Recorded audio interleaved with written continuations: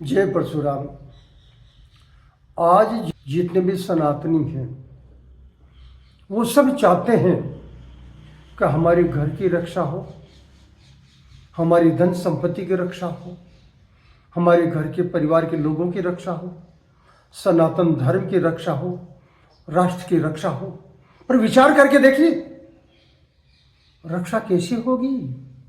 कौन करेगा इसकी रक्षा? क्या उसके मार्ग के ऊपर में आप चलने का कुछ कार्य कर रहे हैं क्या? नहीं। हम चाहते हैं कि हम हर स्थान पर सुरक्षित रहें, पर सुरक्षित रहने के लिए क्या कर्म करना चाहते हैं? नहीं।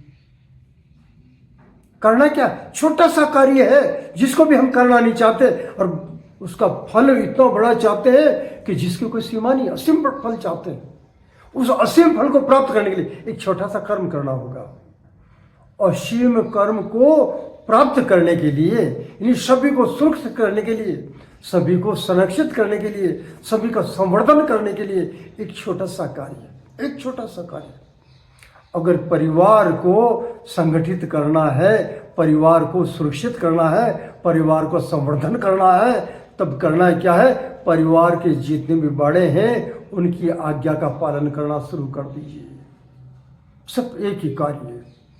आप कितने भी पढ़े लिखे हैं, कितने भी शिक्षित हैं, कितने भी आपके पास में डिग्रियां क्यों ना हो, या कितने भी बड़े पद के ऊपर में आप पदासीन क्यों ना हो, फिर भी आपके परिवार के जितने बड़े बुजुर्ग हैं वो आपसे कहीं न कहीं कई गुना ज्यादा श्रेष्ठ हैं।